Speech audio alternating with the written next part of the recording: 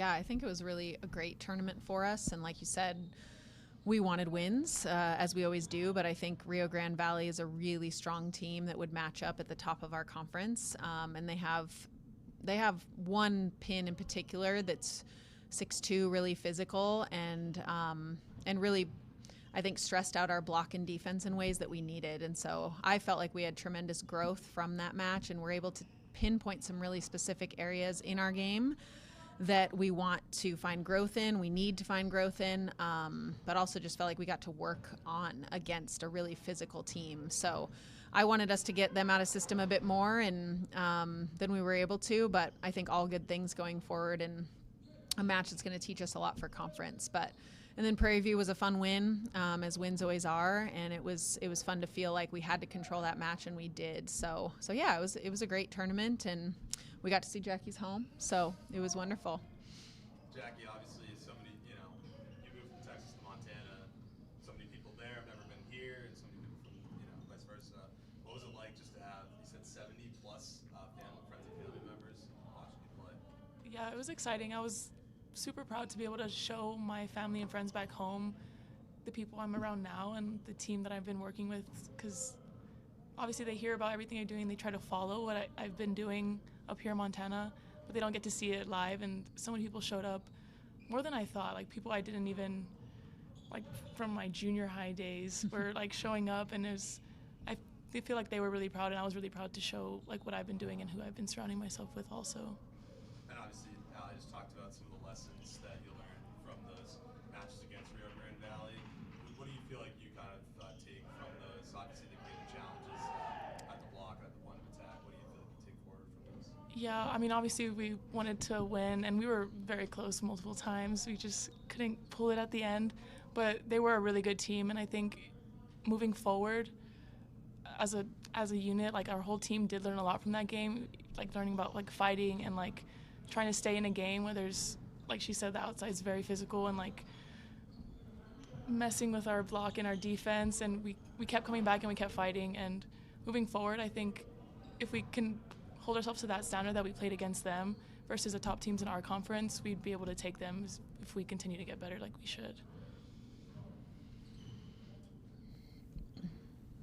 Allison, just another one of these tournaments. You mentioned some of the things you can kind of take away from these kind of in the immediate. So what's maybe your biggest takeaway from this latest tournament, where, like you said, things didn't quite go your way, but, playing, just playing in these just kind of keeps building and building? Yeah, I think two things come to mind. One, I can't remember how many sets it was against Rio Grande Valley where we were tied at 22s or 23. Where we had swings for a 24th point. And I think those moments really teach our team that we're creating opportunities to earn sets. And in those swings, we're hitting them maybe an inch out. And so in those moments, we're going for it. And that's always been what we've talked about, is going for it and not playing tentatively. And so I think we're right there. It's really a margin of a couple inches. And so staying aggressive, putting ourselves in that position, wanting to be individually athletes that want the ball in those moments. And I think we just have to be in that moment a lot. So I'm really glad we were in it for basically, well, not the first set against them, but probably 5 sets. And so in there, creating those opportunities. And then I think the other thing is we didn't, just looking at the numbers and remembering the match, we didn't score a lot, or we didn't score that well out of system. So they're a team that really ball controls well, and their first contact is really high quality. And we created a lot of digs. I think in the first match, they maybe had one more dig than we did, and it didn't feel like that, I think, because they produced so well off of their own dig, where we would dig the ball and then not quite be able to convert. And so I think dig conversion is a big takeaway from that, because we're putting up good numbers and then we just got to score out of it. So it's exciting. That's under our control. Are any of these teams just kind of across the country giving you looks that are similar to what you see in the Big Sky? Like, do you see any comparisons, I guess, between any of these that where you can kind of go, like, there are some of these games you can have a lot of takeaways as opposed to, like, they might match up well in the Big Sky? Yeah, I think, and I think Rio Grande Valley is going to contend in the WAC. Stephen F. Austin's doing awesome too. So they have a bunch of top teams, but I think, to your question, they would be a top 3 or 4 team in our conference. And so They definitely, by position, have some players that stack up with the top of our conference individually. So that's fun to be able to say, hey, this hitter is going to do things that these pins in our conference that have been first team all conference, that have been, just scoring at 4 to 6 kills a set maybe, are going to be things we'll see in a couple of weeks. And so that feels really good. And I hope from our girls that they saw that and it didn't feel, sometimes you look at those stats and you go, whoa, that feels like that person's unstoppable. And I think we did things that made that seem really achievable. So I think it gave us a lot of confidence, actually. I was just curious because obviously you guys have been traveling so much, but not just traveling, but really do a lot of different places and good distances. What have you been doing, I guess, maintain your guys' health overall, and just especially, I don't know if jet lag affects you guys at all right now with how far you've been traveling, but I guess how have you been maintaining that with all the travel you guys have been doing? Yeah.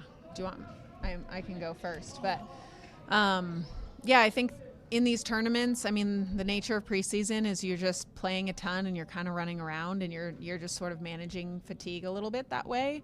But I think ultimately, what we want to do is create toughness and resiliency and being able to say, look, whether we're in a different time zone, whether we got a lot of downtime, whether our pregame routine is different than it was yesterday, we can turn it on when it's game time. And that mentally we are tougher and more resilient than maybe we feel sometimes. And so I think that's a big part of preseason, is just building capacity and really figuring out physically we can do whatever.